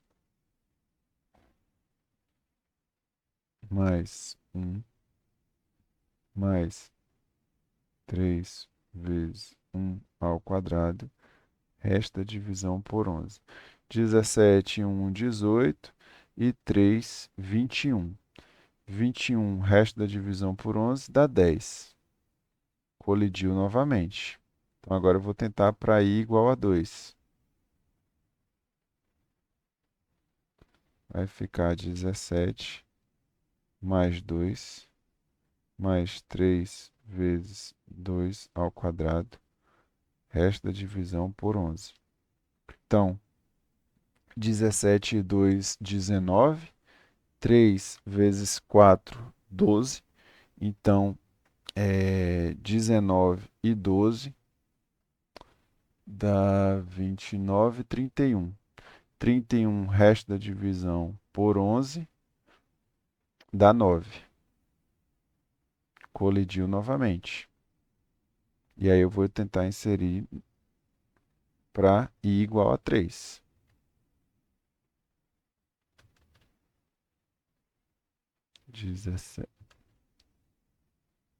17 mais 3 mais 3 vezes 3 ao quadrado mais 11. Então aqui vai ficar 17 e 3, 20. 3 ao quadrado, 9. 9 vezes 3, 27. 20 com 27 dá 47. 47 por 11 dá resto 3. Então a chave 17 vai para a posição 3, tá? Então por isso que a gente não pode dizer necessariamente que uma sondagem quadrática é melhor do que uma sondagem linear. Para esse conjunto de chaves, para essa chave 17 específica, houve mais colisões na sondagem quadrática, nessa sondagem quadrática aqui, né? Nessa função que a gente está utilizando, do que na sondagem linear, tá? Apesar de geralmente a sondagem quadrática ser melhor para um conjunto de chaves desconhecidas, né? Ser pretensamente melhor. Vamos agora para a chave 88. 88 por 17. 88 por 17 dá 3. Colidiu. Então a gente vai fazer agora a inserção da chave 88 para i igual a 1. Então vai ficar 88 mais 1 mais 3 vezes 1, resto da divisão por 11. Então 88, 89 e 92. Dá resto 4, né? Colidiu novamente, né? O 4 já está ocupado. Agora eu vou fazer a inserção da chave 88 para i igual a 2. Então aqui 2 mais 3 vezes 2 ao quadrado. Ao quadrado. Tudo isso resta divisão por 11. Vai ficar 90. 90 com 12, 104. 104 por 17 dá 2. Então a chave 88, utilizando a sondagem quadrática, fica na posição 2. Por último, a chave 59. 59, resto da divisão por 17, dá 8. Colidiu aqui, né? Então agora eu vou fazer a inserção da chave 59 para i igual a 1. Então vai ficar 59 mais 1, né? Mais 3 vezes 1, resto da divisão por 11. Eu não sei porque que eu estou colocando dois parênteses aqui desde o começo, né?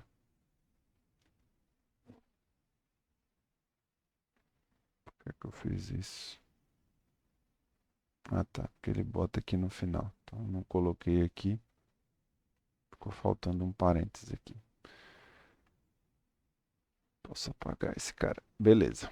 Então, 59 e 1, 60. Mais 3, 63. Por 11, dá 8, né? Colidiu novamente. Então, agora eu vou fazer para i igual a 2.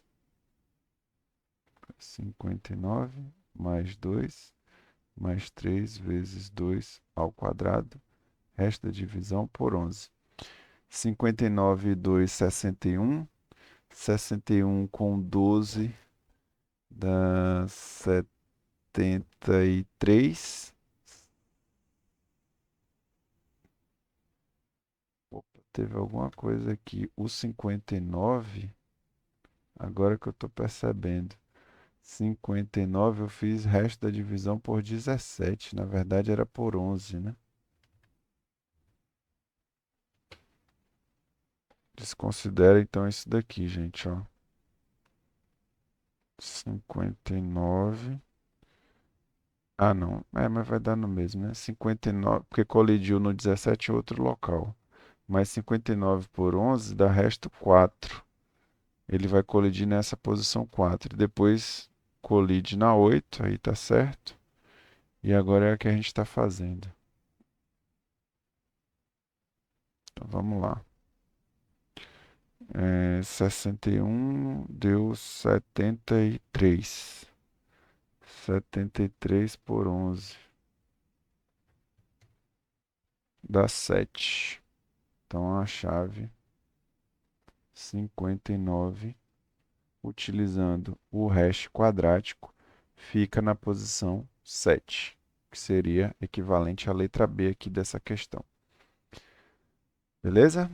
Então deixar aqui, se quiserem tirar um print, voltarem depois aí. Agora eu vou fazer a última questão.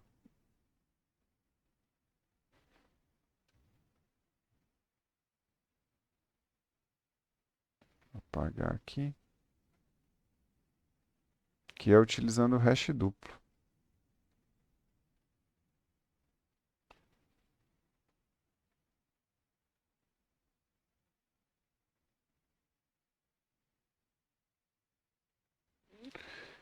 Então aqui a letra C vai ser H, K, H1 mais H2 vezes I. Quem é H2? É esse cara aqui, ó. É 1 mais K por cento M menos 1. Tudo isso, resto da divisão por 11, tá? Então vamos ver quais chaves permanecem aqui na mesma posição. Chave 10 permanece, a chave 22 permanece, a chave 31 permanece, a chave 4 permanece, a chave 15 não. Então aqui a partir da 15 eu vou. Então foi a 10, a 22, a 31 e a 4.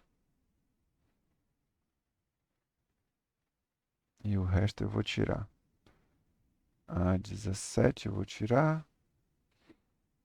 28, 59. Tá, beleza. Então vamos inserir a chave 15 agora. Bom, chave 15 a gente sabe que colide aqui na posição 4. Então eu vou tentar fazer a inserção dela para i igual a 1. Então aqui 15. O hash dela, o H1 dela, né? É 4. Então vai ficar aqui H2. Então H2 como é que eu vou calcular? É 1 mais K. Opa, vou botar logo direto 15. Resto da divisão por 10. M menos 1, né?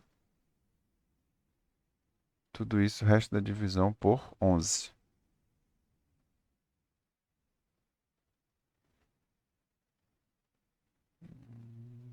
Tá faltando um parênteses aqui, tá? Então, vamos lá. 15 resto da divisão por 10, 5. 5 e 1, 6. 6 e 4, 10. 10 resto da divisão por 11, 10. Colidiu novamente, utilizando o hash duplo. Agora eu vou tentar fazer a inserção para i igual a 2. Então vai ficar isso daqui. Aqui a gente já viu, né, que deu 6, né?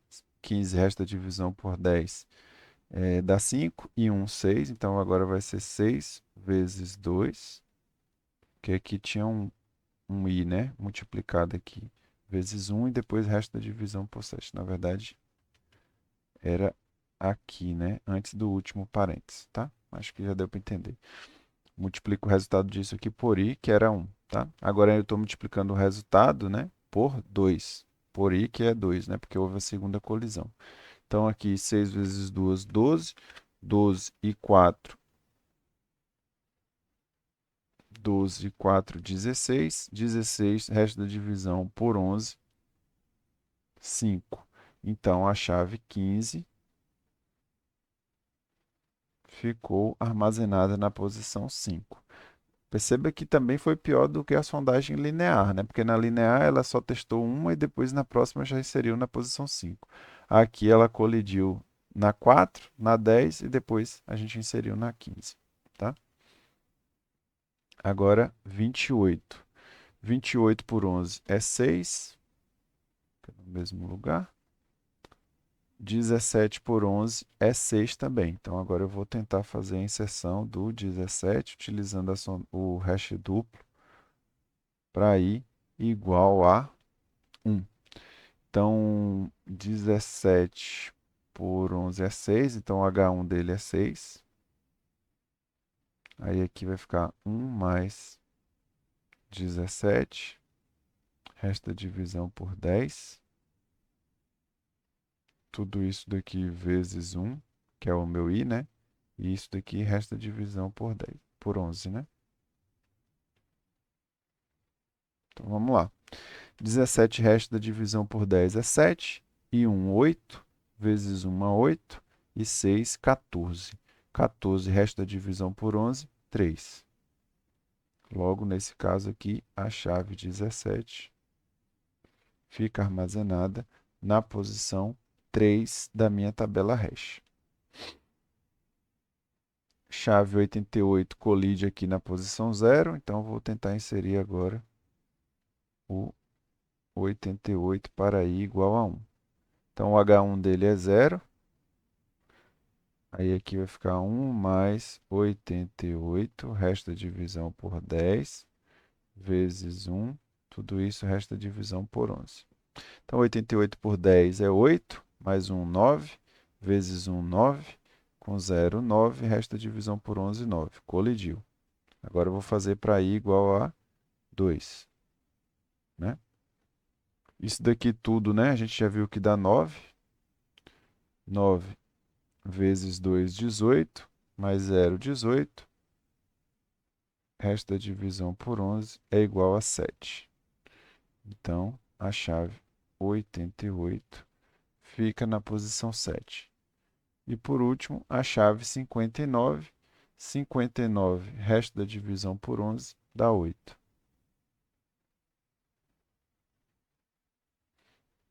Que fica aqui na posição desocupada, né? Quer dizer, tô maluco. 59, resto da divisão por 11, dá 4.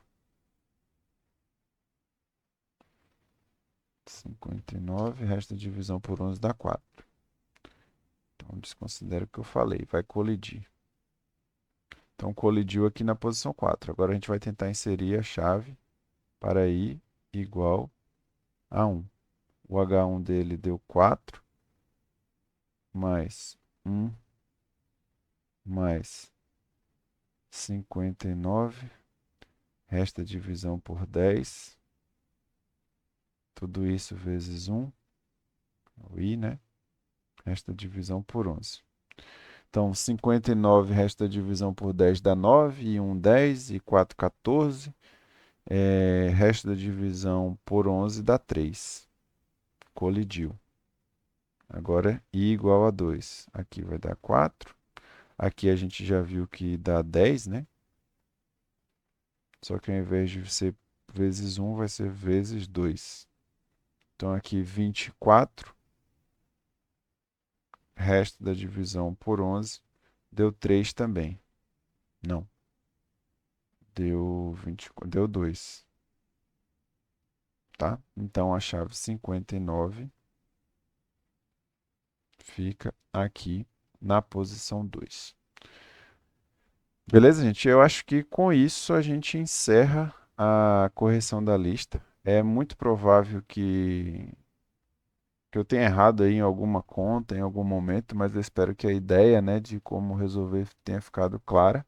Na prova a gente não vai utilizar funções assim tão complexas, né, para facilitar as contas de vocês. É, mas aí é para se eu errei alguma coisa, como eu falei, né, eu estou um pouco cansado, já passou um pouquinho da meia-noite. Vocês me corrijam aí, eu tento fazer algumas considerações na sala de aula, se for o caso, ou boto alguns comentários no Classroom para fazer as correções aí, tá? Se tiverem dúvida, não hesitem em me procurar. Assim que o vídeo ficar pronto aqui, eu vou disponibilizar ele para vocês no Classroom, né, para vocês acessarem. Tá bom, gente? A gente se vê na aula de hoje, né? Na aula dessa quinta-feira, às 13h10. Valeu!